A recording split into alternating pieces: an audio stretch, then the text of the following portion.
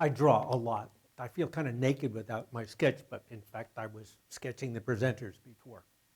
And the drawing leads into painting. They're really pretty much the same thing.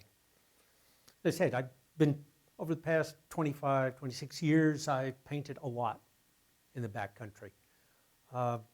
Really big paintings, start to finish on locations. It's really kind of challenging and engaging, so much so that I don't have the luxury of indulging myself worrying about whether it's art or not. I just have to do the work. There I am on West Fork of the Ruth Glacier, showing off my journal and a partially finished painting. I started out with a figure. I was 15 years old. I told my folks, oh, I want to be an artist when I grow up. It's my father, who was a composer, serious music, was friends with a modern dancer, and she said I could come to her dance classes to draw the dancers. Now, if you've ever seen a good dance class, the dancers don't stay still for you. They're not posing. You know, they're moving all the time. The teacher's talking about what they're doing, what they're not doing, what their body's like. And so that was my introduction to really drawing and doing it fast, because the world doesn't wait for you, it keeps on going. So all of my paintings in the beginning were the product of my imagination. Yeah, I drew from the model, but when I was doing a serious painting like this, that was all in my head. There was nobody standing up for me, posed in this pose or that pose. And I needed a landscape to put the figures in. Otherwise, they were just sort of in this void. And so I looked at Rembrandt's landscape etchings, and I developed what I thought was an ideal landscape to put the figures in. And in '67, coming up to Fairbanks for my first teaching job, I came up on the ferry, got to Haines, drove up over the pass, and there was that landscape. It just blew me away. I don't know what it is about that high tundra landscape and a bunch of weather, but it is pretty amazing.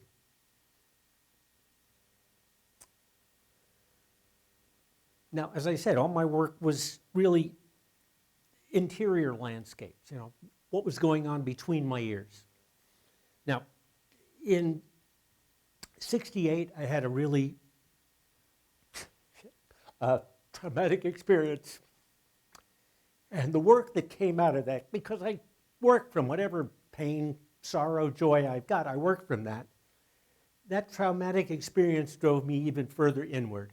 I became really much inside my head, and I really liked the works that I did at this time, though they were a little difficult for some people to take. That was their problem, not mine. But I really got into it, probably more than I should have. And so I had this dream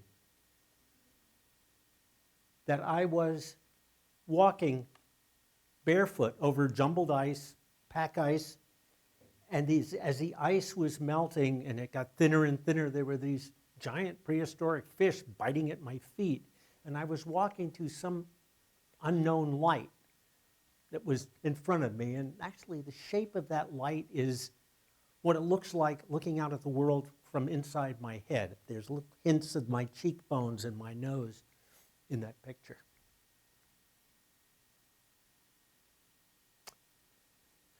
In '89, I went on the very first of my trips to the Arctic National Wildlife Refuge.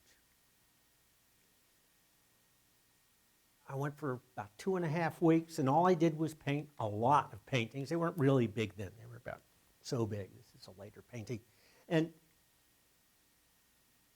it utterly changed my life, because working out there in those challenging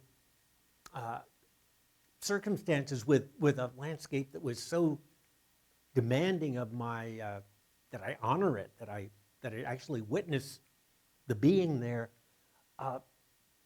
took me outside of myself. I was engaged with something that was out there.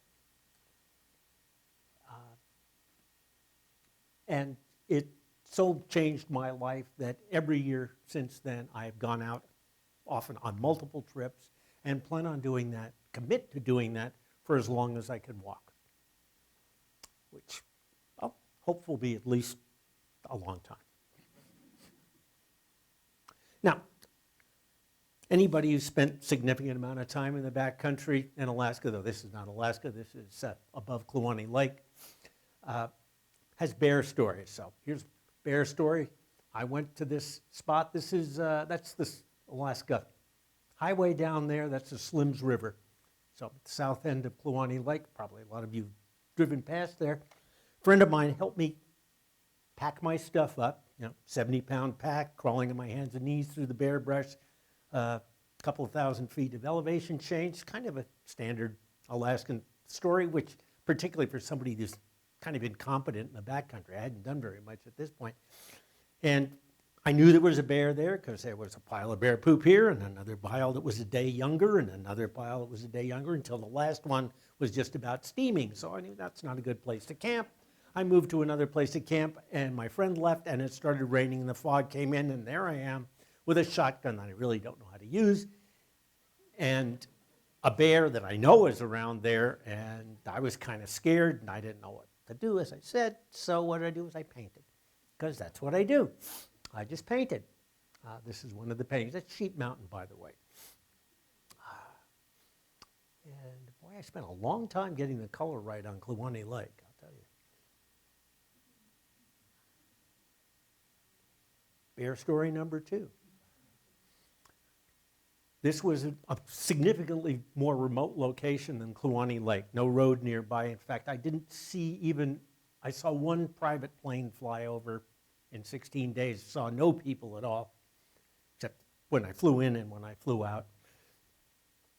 And I was busy painting, this is a 6-foot wide painting, and I was painting portraits of those rocks down on the bottom. So I was sitting on a 5-gallon blue plastic bucket, which I carried some of my gear in, and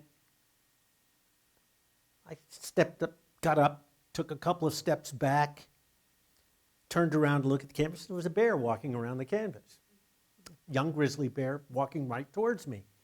So I yelled at it and made some noise. And no use in using pepper spray because the wind was blowing rather briskly into my face. And I did have a revolver. And the important part of this story, is not that there's about the bear, but that I pulled out my revolver and I'm thinking, I don't want to shoot the bear. Either I'll damage it and it will kill me, or I'll kill it and there'll be a pile of dead bear and I've got to leave if there's a pile of dead bear and I'm not done with my painting. I literally thought that, and that does say something about what it takes to be doing this kind of work. You have to engage your will to get it done. It's not necessarily going to be comfortable or easy. Fortunately, I fired a shot in the air. The bear turned around and walked away. It walked up that valley until it was out of sight, so a couple of miles, and it walked in a straight line. Bears don't walk in a straight line. It was obviously didn't want to be where I was, and I was very happy that it wasn't. And I finished that painting and was there for a few more days working on the painting, and then I left. So the act of will, that's the important message out of this.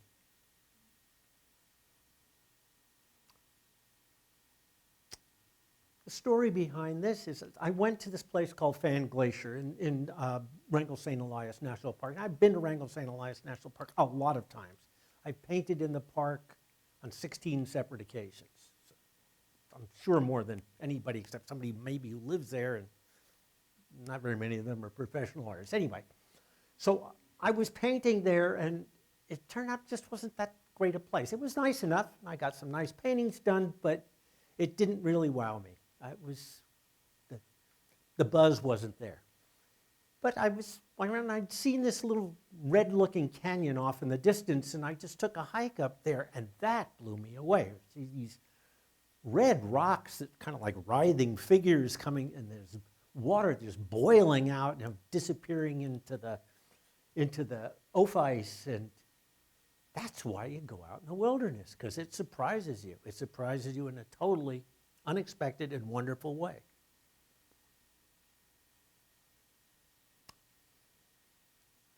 Now, I've been a couple of times to a place called Root Canal. It's so called because it is a glacier halfway up the Moose's Tooth, and all the mountains around it have tooth names. So you're looking in the dead center down below is the Sweet Tooth. Denali's in the background. Rather nice view of Denali.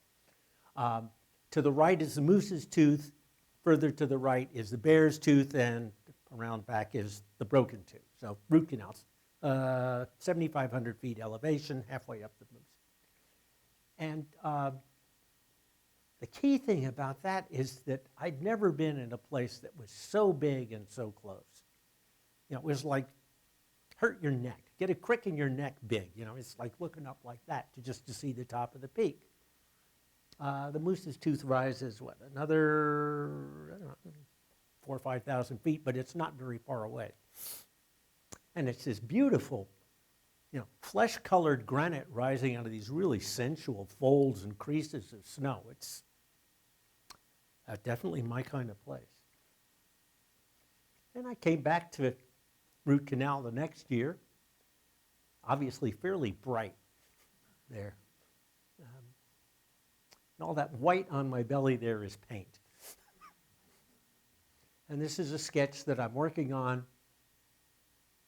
you know, thinking about some of the, that's the painting that I was working on, and just trying to catch something about the distance, about the glare of the snow and the ice, and about the rainbows that you see in the clouds when the sun shines through these really high ice-filled clouds that are quite amazing. We'll come back to rainbow clouds. And of course, when you're in the mountains, there's weather, lots of weather. You know, I have a satellite phone nowadays, so I call up the flight service and I say, hey, can you pick me up? It's time to go. And they say, well, you know, give me some signs, you know, and I tell them what the elevation, you know, what elevation you can have visibility at, because I know how high the mountain is. But this day there wasn't any flying at all. And so I did a couple of paintings because that's what I do. And I love one of the things that snow and clouds do is they articulate space. There's little bits of stuff that are between you and they sort of march on, and the space becomes palpable for me. I can really feel it.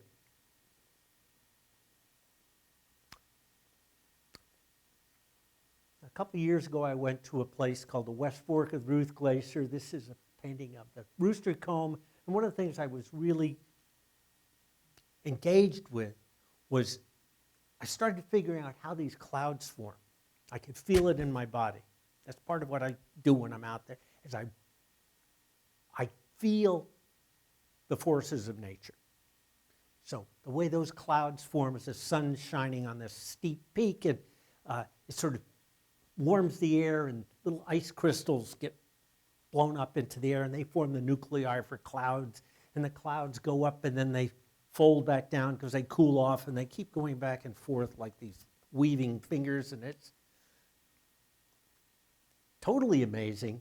And if the sun's right, it's not only these weaving fingers of clouds, but they've got rainbows in them. So it's like there's rainbows boiling off of the top of the mountains. To me, it's just as wonderful and magical as the aurora. So there we go. There's some rainbow clouds. That's with the sun behind it. This is looking another direction at the West Fork of the Ruth. By the way, I'm going to go back there this year. And while I was there, I watched this avalanche coming down from Mount Huntington. And it was kind of neat to watch. And it kept coming down and coming down, and then it hit the ground, and the spindrift billowed up, and it just obliterated everything. I was just completely surrounded by featureless, cool white. It was kind of neat. I loved it. Whoops. There we go. I've gone on. This is a studio painting. I did the genesis for that is looking at the smokestack from the power plant with the sun shining through on a really cold day, like 40 or 50 below zero, and these clouds just come out, it starts out from the stack and it's not even a cloud. It's just like this shimmering energy, and then they billow up and they've got really full and lifelike, and then they get up higher and higher and they sort of lose energy and they get caught by the inversion layers and they drift off and they fall to the ground, and it's an allegory of life and death and the tragedy of life. And it's ashes to ashes and dust to dust right there for me anyhow. And so I'm back outside of myself and I'm moving towards the light. And this solitude, being all alone in silence on the snows, is a gift that I get, and it helps me become myself. And maybe, just maybe, I get to make some art. And since I've got 2 minutes left, I'll define art. You know something's art if when you appreciate it, it alters and enriches your capacity to experience the universe. That's a very high bar. But if it doesn't do it, it might be pretty, but that's it. Anyway, thank you.